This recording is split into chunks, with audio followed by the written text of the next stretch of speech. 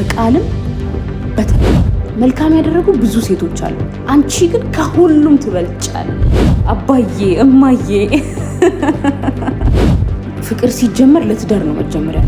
በዚህ ምድር ላይ መለመድ የማይቻል ነገር እንደሌለ ነው። ሁለቱን አንድ ላይ ያሳለጠ የፍቅር አገላለጽ ሲሆን ሞር ጥሩ እየሆነ ይመጣል ማለት ነው። እንዴት ቆያችሁ? ሰላማችሁ ብዝት ይበልልኝ።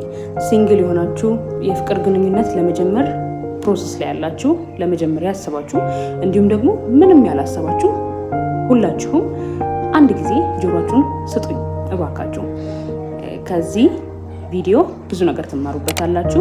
በመጨረሻም ደግሞ ለእናንተ ያዘጋጁት ሰርፕራይዝ ስላለ እስከ መጨረሻው ድረስ ተከታተሉኝ። ዛሬ የምንመለከተው ሲንግሎች ወይም ደግሞ ላጤያንስ ፍቅር ከመጀመራችሁ በፊት፣ የፍቅር ግንኙነት ከመጀመራችሁ በፊት ማሟላት ያለባችሁን መስፈርቶች ነው። ደግሞ ፍቅር ለመጀመር መስፈርት አመጣሽ እንዳትሉኝ፣ አንዳንድ መስፈርቶች ያስፈልጋሉ። እንግዲህ ፍቅር ያዘኝ ተብሎ ሪሌሽንሺፕ አይጀመርም በፍጹም። ማለት ፍቅር በማንኛውም አጋጣሚ ሊይዛችሁ ይችላል፣ በየትኛውም አጋጣሚ ሊይዛችሁ ይችላል። ነገር ግን ያ ፍቅር ደግሞ ሪሌሽንሺፕ መሆን አለበት ማለት አይደለም። ፍቅር በተለያዩ አጋጣሚዎች ሊይዛችሁ ይችላል። ነገር ግን ፍቅር ያዛችሁ ማለት ደግሞ ሪሌሽንሺፕ ጀመራችሁ ማለት አይደለም። ስለዚህ ከዛ በፊት ማሟላት ያለባችሁ አንዳንድ መስፈርቶች ይኖራሉ። በቀጥታ እነግራችኋለሁ። ጆሮአችሁን ስጡኝ እንደገና። አንደኛውና የመጀመሪያው ነገር ፍቅር ከያዛችሁ በኋላ ሪሌሽንሺፕ ከምትጀምሩት ሰው ጋር ፍቅርን በደንብ ለማስኬድ ወይም ደግሞ ፍቅርን ለመስጠት ሬዲ መሆን አለባችሁ። ይሄ ማለት ፍቅር የሚገለጽባቸው ብዙ አይነት መንገዶች ይኖራሉ። ነገር ግን በዋናነት ደግሞ ፍቅር የሚገለጽባቸው መንገዶች ሁለት ናቸው። አንደኛው ነገር በቃልን ፍቅርን መስጠት፣ ሁለተኛው ደግሞ በተግባር ፍቅርን መስጠት ይባላል ማለት ነው። ስለዚህ እናንተ ደግሞ ሪሌሽንሺፕ ውስጥ ለመግባት ስታስቡ ይህንን መስፈርት ማሟላት አለባችሁ። ፍቅርን ለመስጠት በምንና በምን መንገድ? በቃልም በተግባር። በቃል ስላችሁ አንደኛው በሙገሳ መጽሐፍ ቅዱስ ላይም ሲናገር እንደዚህ ይላል፣ መልካም ያደረጉ ብዙ ሴቶች አሉ፣ አንቺ ግን ከሁሉም ትበልጫለሽ እያለ ሲያሞግሳት እናያለን። እና እናንተም ደግሞ ሪሌሽንሺፕ ውስጥ ስትገቡ ቆነጃጅት ሴቶች በዚህ ዓለም በጣም ብዙ ሴቶች ይኖራሉ። ነገር ግን አንቺ ለኔ ከሁሉም በላይ ቆንጆ ነሽ እያላችሁ በተለያዩ አይነት መንገዶች ማሞገስ ትችላላችሁ ማለት ነው። ይሄ ራሱ የፍቅር መግለጫ አንዱ መንገድ ነው ማለት ነው። በቃል በማሞገስ ማለት ነው። ሌላው ደግሞ በቃል ውስጥ ሁለተኛው ነገር መውደድ ሚንስ እንግዲህ ብያችኋለሁ። ፍቅርን በቃል ስትገልጹ አንደኛ ማሞገስ ትችላላችሁ። ሁለተኛው ደግሞ በመውደድ ዲስ ሚንስ በተገናኛችሁ ቁጥር እወድሻለሁ፣ አፈቅርሻለሁ፣ አንቺ ለኔ ስጦታዬ ነሽ፣ አንቺ የኔ ብቻ ነሽ፣ በጣም እወድሻለሁ፣ በጣም አከብርሻለሁ፣ በጣም እጠነቀቅልሻለሁ። የተለያዩ አይነት ፍቅር የሚገለጹባቸው መንገዶች አሉ አይደለ? ልክ እንደዛ ሁልጊዜ መግለጽ አለባችሁ። በስልክ ግንኙነታችሁ ሊሆን ይችላል፣ በአካል በምትገናኙበት ጊዜ ሊሆን ይችላል። በቃል እንደዚህ እያልክ ማሞገስ ትችላለህ ማለት ነው።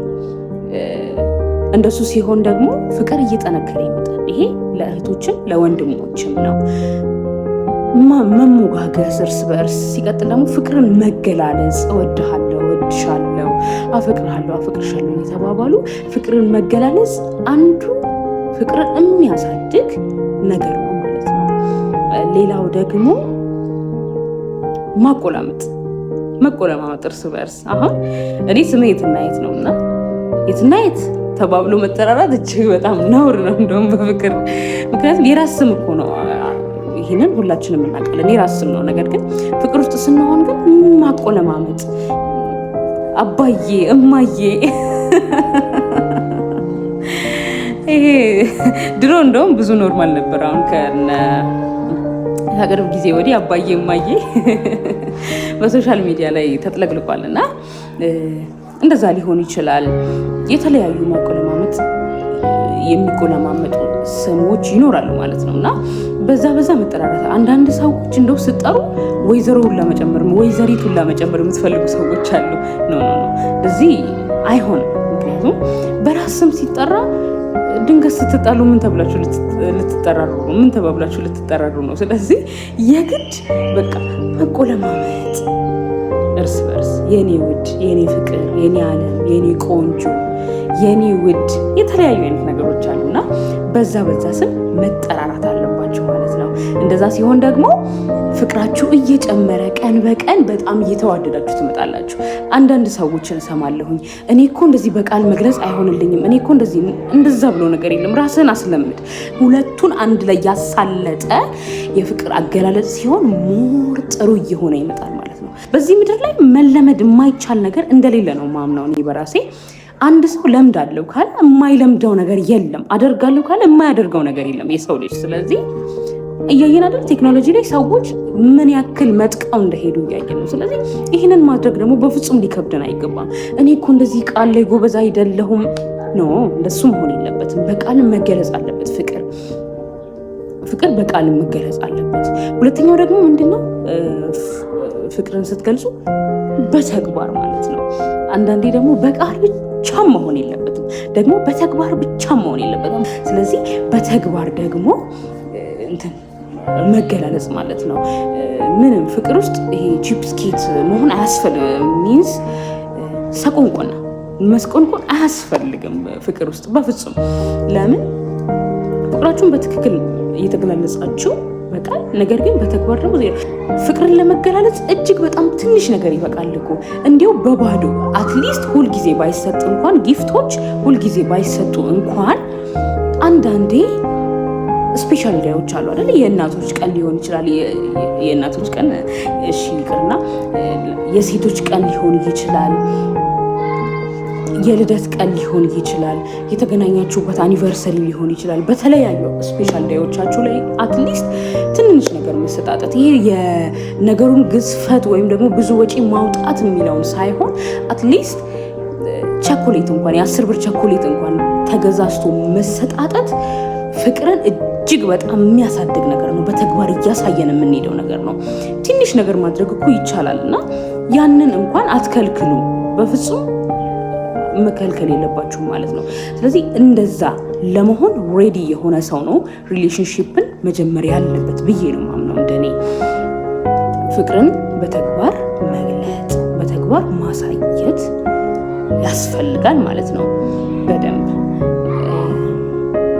ሌላው ደግሞ ልክ እርስ በርስ ኢሞሽናሊ፣ ሜንታሊ፣ ፋይናንሻሊ በተለያዩ አይነት ነገሮች መተጋገዝ አለባችሁ እርስ በርስ ማለት ነው። በተግባር ፍቅር ሲገለጽ እንደዚህ ነው። ኢሞሽናሊ ከእሷ ጋር መሆን፣ ሜንታሊ እሷን ማጠንከር፣ ሌላው ደግሞ ፋይናንሻሊ ሰፖርት ማድረግ እርስ በርስ ማለት ነው። ሴቱ ወንዱን ብቻም ሳይሆን ሴቷም ወንዱን ባለን ነገር እርስ በርስ መደጋገፍ፣ ሰፖርት መደራረግ እጅግ በጣም ፍቅርን የሚያሳድግ ነገር ነው። ስለዚህ ላጤያንስ በሙሉ ሲንግሊያንስ በሙሉ ይሄንን ነገር ለማድረግ እጅግ በጣም ዝግጁ መሆን አለባችሁ ማለት ነው። ይሄንን ነገር እንደ አንደኛ ነገር ያዙልኝ። ፍቅርን ለመስጠት መዘጋጀት በቃልም በተግባር።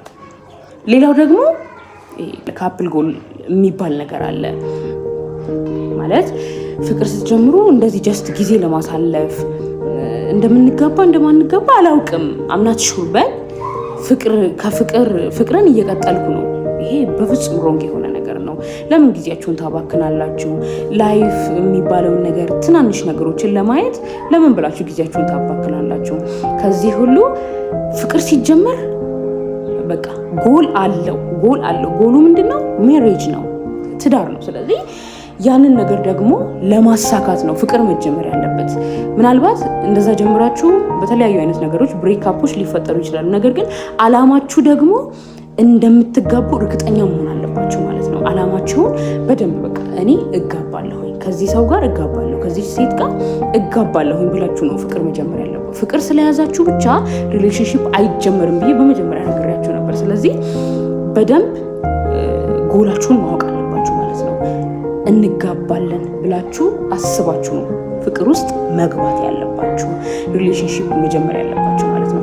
አዘርዋይስ ግን ሁሉም ሰው በቃ የራሱን ሀሳብ የራሱን ነገር የሚያሳልጥ ከሆነ ጥሩ አይመጣም ማለት ነው። ስለዚህ ይህንን ነገር እንደ ፖይንት ይዛችሁ በደንብ ተዘጋጅታችሁበት ነው መሆን ያለበት መጀመር ያለበት እንጂ ድንገት ተጀምሮ ከዛ ትጋባላችሁ ወይ አይ ዶንት ኖ የሆነ ሰዓት ላይ ሊሆን ይችላል፣ ግን አላውቅም ነው this is wrong ልክ አይደለም ማለት ነው። ስለዚህ ጎላችሁን ማወቅ አለባችሁ ማለት ነው።